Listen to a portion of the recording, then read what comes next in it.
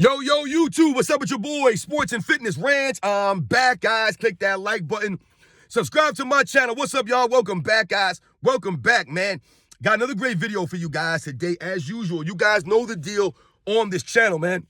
We must continue to set the record straight, stop the lies, and stop the narratives, y'all. Stop them from rewriting the history. And in this video, we're going to talk about Michael Jordan and how Michael Jordan was never run out of town, right? Michael Jordan never got ran out of town like a LeBron James did, right? And people will try to use that as what? An excuse. They try to use this as an excuse for LeBron James that he had to go to Miami because the Boston formed their super team to beat LeBron James. This is, once again, another narrative, another lie we're going to talk about in this video because Michael Jordan never got ran out of town by the Pistons, right? Nope. He stayed there and continued to grind. We're talking about this video, guys. And I want to thank you guys, everyone across the world, everyone across the states, guys. Once again, I am truly humbled by support, man. Shout out to everybody in the membership, everyone for their continued support, guys. Like I said, my channel's nothing without you guys, man. I know my channel's not fancy or flashy. I don't have a lot of cool editing and, cool screens going by and all sorts of stuff, man. So I really am humbled that you guys will stay with me, man, and listen to my videos, man. So much respect to all you guys out there, man, for real. And you guys know what to do, man. Turn the volume all the way up. Hit that play button. Remember, these videos are for educational purposes. And let's roll. So, yes, guys, like I said, man, Michael Jordan was never run out of town, right? Quote, unquote, run out of town, man, right? Like a LeBron James was. And the reason why I want to talk about this in this video, guys, is because over the years, the LeBron James fan club, they've tried to form this narrative, right, that LeBron James had to leave Cleveland because, right, they'll say that the management there did nothing for LeBron James, right? They'll say, oh, well, the owner there was terrible. They didn't get anybody for LeBron James, and the general manager didn't do this. And I've never heard any superstar player get excuses made for them by blaming the owner or the general manager. I've never heard Larry Bird get those kind of excuses made, or Magic Johnson, or Bill Russell, or Wilt Chamberlain, or Jerry West. I don't ever remember them saying, oh, well, Jerry West only won 8 in the finals because the general manager and the owner, they did nothing for him. They could get no players. Blah, blah, blah. I never heard this nonsense. Only for LeBron James, man, is the general manager, the owner, used as a crutch, right, for LeBron James, right? I told you that any kind of narrative or excuse they can make, they'll say that. Right? So that's one of the things that they like to point to when they say that LeBron James had to leave Cleveland.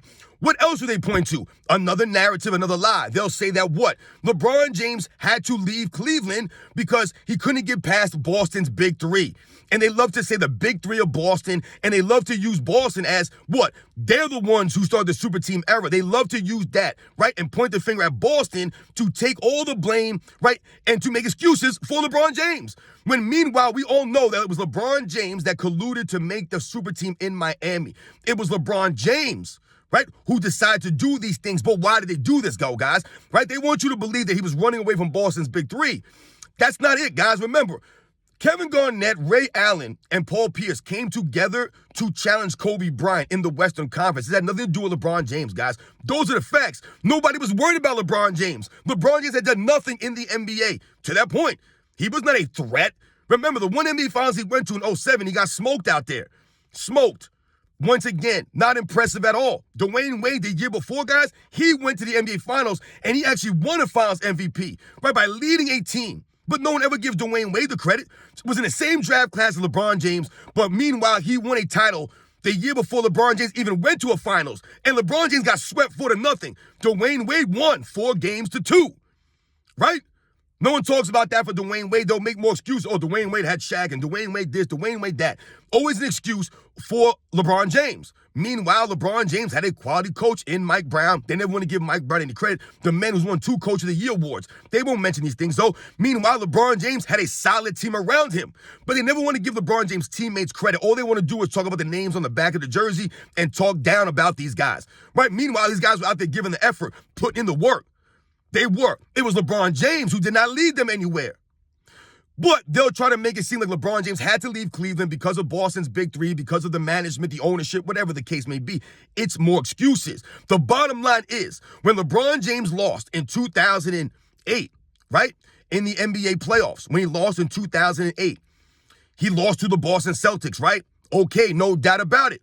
Once again, though, he lost in 2009. Did he lose to the Boston Celtics again? No, he did not. He actually lost to the Orlando Magic that beat the Boston Celtics in the Eastern Conference. LeBron James, right, ended up playing the Orlando Magic in the Eastern Conference Finals in 2009, right? And everyone was picking the Cleveland Cavaliers to win. They were the favorites. Remember, they were making the Kobe versus LeBron James, the puppet commercials. Remember, Nike was talking about it. You remember hearing Dwight Howard say he was insulted that they were making those commercials because it was pretty much saying that it was going to be Cleveland versus LA in the finals. Everyone was saying that. But what happened, guys? LeBron James did not hold up his end of the bargain. Kobe Bryant did, but Dwight Howard was like, no, man. No, it's not going to happen. But where was LeBron James? Did LeBron James guard 1 through 5? Did he stop Dwight Howard? No. LeBron James couldn't even stop Hedo Turkoglu, guys, in the Eastern Conference Finals. Hedo Turkoglu was doing whatever he wanted, whenever he wanted. Scoring, playmaking. I mean, it was insane. And Hedo Turkoglu was a quality player, but they keep trying to tell us LeBron James is all-time great defensive player. He was in his prime in 2009. Could do nothing with Hedo Turkoglu. Nothing. Pretty sure LeBron James is a greater athlete. He's bigger and stronger than Hedo Turkoglu, but for some reason he couldn't stop Hedo Turkoglu because LeBron James is not a great defensive player. He's never been great. Got exposed. So what did LeBron James decide to do? Comes back next season and loses to Boston again now for the second time in 3 seasons. And then he decides to rip his jersey off and make the cowardly move to go to Miami. Once again, I tell the people out there, the LeBron James fans, he didn't have to go to Miami. He could have went to the New York Knicks, but he didn't want to do that. He was scared to go to the New York Knicks. So he went to Miami, and he asked Chris Bosh to come, and he joined already a champion in Dwayne Wade, a finals MVP in Dwayne Wade, to learn how to become a champion.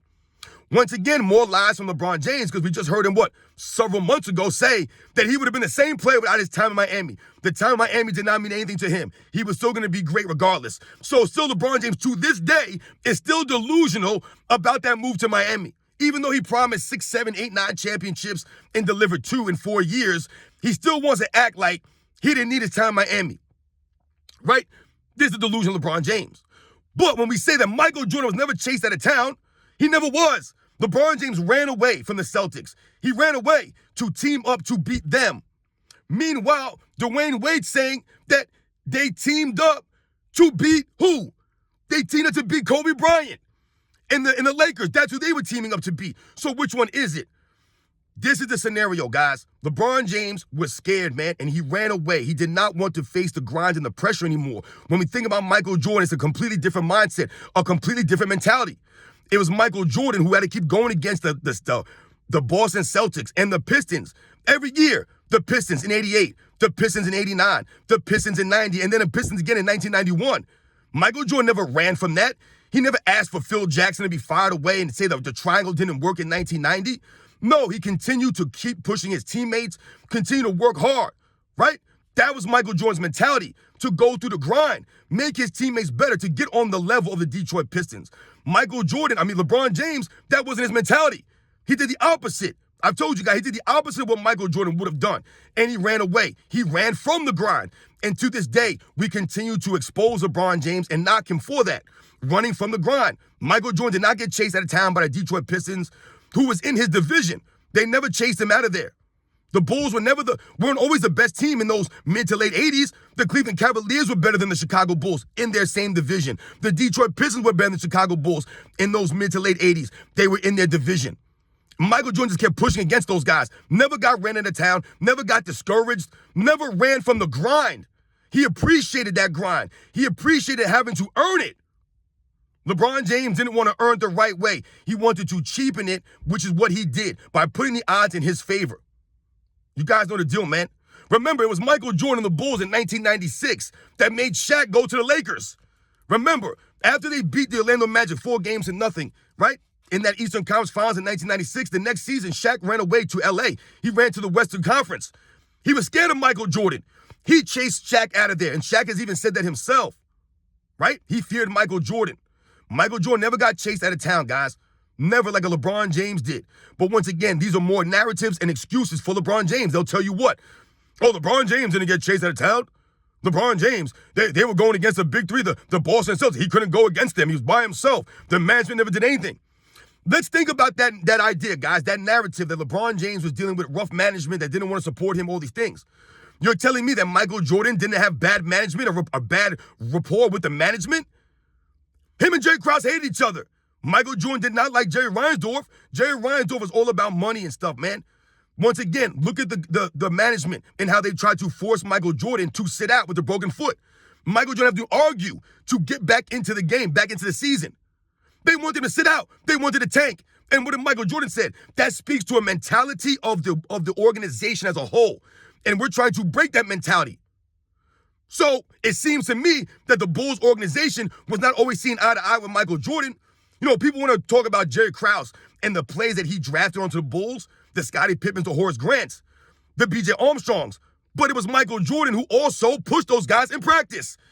He made them better. That wasn't Jerry Krause. Jerry Krause drafted these guys off of maybe potential that they might have had.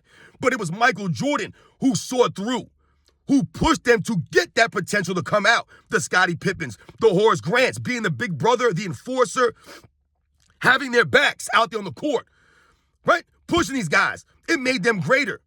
LeBron James never done this for anybody. And that's why he ran away. He did not want to work with his teammates and push these guys, go through the grind, and try to come back stronger, work on his game. None of these things. Never worked on the game, never developed a go-to move, a post game, never learned to play in the system. None of these things, never worked on his leadership. Meanwhile, Michael Jordan did all those things. Never got ran out of town, even though he was going to get to legendary teams. The 89 Pistons, the 86 Celtics are greater than any team that LeBron James ever faced in the Eastern Conference, guys, during his entire career. He's never faced a team like that. Never. The Boston Celtics with the big three who are all old, right? See, they want to use the age excuse for the 91 Pistons.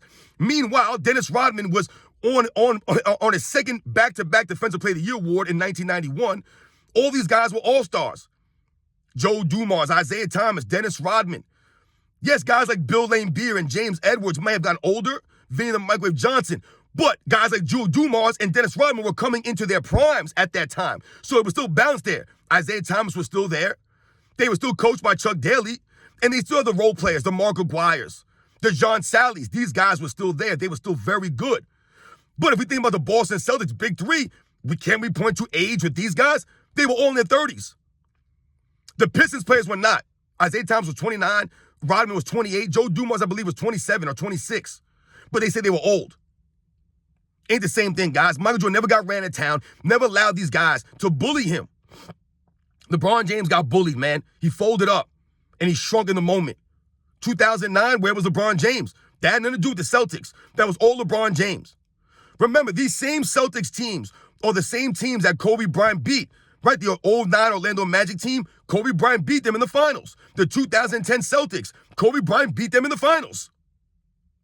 LeBron James gets exposed, man. Running from the grind. Michael Jordan never ran. He had people running from him. He had people scared of him. He galvanized his teammates. LeBron James, nope, he didn't do that.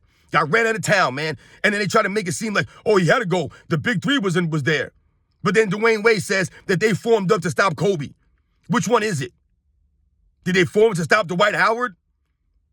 You guys know the deal, man. Michael Jordan didn't have to gang up with anybody to stop anybody. Michael Jordan just kept pushing until he got better. And then everyone was trying to stop him. You guys know the deal, man. I'll catch you guys on the next one.